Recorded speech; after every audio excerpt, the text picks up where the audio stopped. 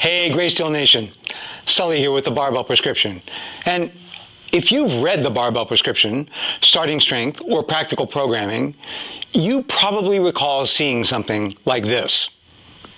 This concise and beautiful synthesis we owe to that irascible old gadfly, Ripito.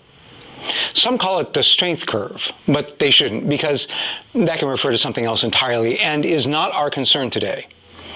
I just call it the training curve, or the Ripito curve. Of course, it's actually a family of curves plotted over a time-wise abscissa, or x-axis, depicting the progression of strength or other trained physical performance attribute, with program complexity, rate of adaptation, theoretical performance limitation, which is itself a manifold function of genetic endowment, phenotypic variation, age, psychological factors, and whatnot, along with the corresponding program and athlete designations: novice, intermediate, advanced. Now, if you are not familiar with the training curve and the underlying concepts, you have some homework to do. Although simple inspection of the figure, being worth 1,000 words, as figures are, will be edifying in itself. In a nutshell, the figure says that in properly designed strength programs, performance improves rapidly and linearly early on, during the novice phase when programming is simple. As strength improves, rate of adaptation falls, and programming must become more complex in the intermediate programming range. And as more time goes by, even moderate gains in performance come at the cost of increased time and training complexity. And the athlete is in advanced programming. Because the universe is all about diminishing returns. The training curve does not endorse this cosmic maleficence. It merely accommodates it. It should be a simple matter for you to locate yourself on this curve, and that would be a salutary exercise. Take a moment. We'll wait. So where are you on the curve? Let us know in the comments, and give us a like while you're at it. I myself am glued to a region on the flat part of the curve. Now, I am hardly the strongest dude around, but my overall strength performance is quite adequate for my demographic. Now, being on the flat part of the training curve, and in my 7th decade, I am particularly afflicted by the law of diminishing returns depicted in the figure. Long gone are my opportunities to make rapid gains in strength. To put up a PR in my squat, press, or deadlift would entail serious commitments. Not out of reach, but significant.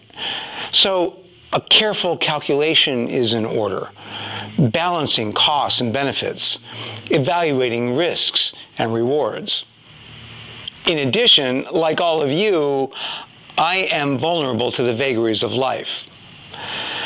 Just as I inch closer to a PR, there's an illness or a death in the family or an unanticipated road trip or other life stressor, and I lose ground. And then I make it up, and then I lose it again. I spend a lot of time running hard to stand still, and the stronger among you find that you're doing the same. We can illustrate this common late-stage training pattern by making some fanciful elaborations to Ripito's curve. Strong, established athletes will find themselves going back and forth along a short region of the training curve, toward the right when things are going well, and toward the left when life happens. We can call this the Nominally Advanced Zone, or the NAZ, for want of a better terminology at the moment. The athlete, to invoke one of my favorite metaphors, becomes Sisyphus, Albert Camus' mythical embodiment of the absurdity of life, condemned to roll a boulder up a steep hill, the NAZ hill, only to watch it roll back down, over and over again, forever. And, according to Camus, to be happy doing it. The Sisyphean athlete, that's you and me, has significant markers and ranges of costs and commitments to consider.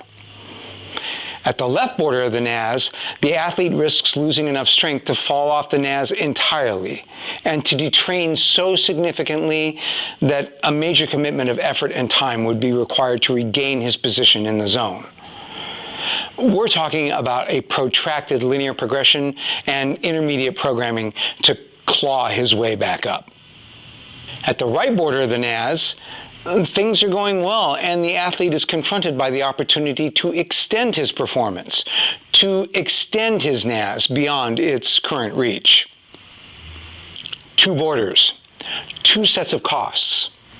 At the left end, the athlete should make any commitments his health, capacities, and situation will allow to avoid falling off the NAZ entirely. At the right end, the athlete has to consider the cost-reward ratio of extending the NAZ. The rewards are, of course, a matter of individual aspiration and value. The costs include time, effort, increased work volume, ever-increasing demands for precision in programming and performance, increased training complexity, the almost universal need for intensive coaching, increased risk of injury, soreness, and personal sacrifices that can strain quality of life, which, from our perspective, is not the point. Now, this is not to say that the athlete should never try to extend his NAZ. Far from it. Smaller increases in the NAZ come with smaller costs and may well be worth it to the individual athlete. In fact, my default judgment is to always aim for increases in the NAZ, just to hang on.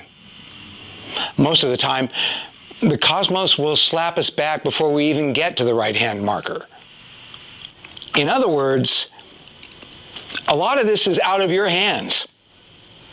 For example, over the last couple of months, I've made sacrifices in time, soreness, and training complexity to get as close as possible to my all-time performance records because recent medical issues robbed me of strength, and certain procedures and treatments in the near future will do likewise. I'm pushing my boulder hard to the right end of the NAZ these days because I know there's probably some serious downhill action coming. It's the same for everybody else on the flat part of the curve. A minor back tweak here, a visit to a sick relative there, the odd vacation or pandemic. These things throw a monkey wrench into the tightly tailored, consistent, committed programming that keep a late intermediate or advanced athlete strong and getting stronger. And so for many, if not most of us who have advanced late intermediate or advanced training, much of our programming and decision-making is made by Coach Life. Coach Life is a capricious, unfeeling bastard. But perhaps he throws us the odd illness, back tweak, summer construction project, or nude volleyball championship to force us to use our strength and to keep us from pushing our training too far, too fast. Who can say?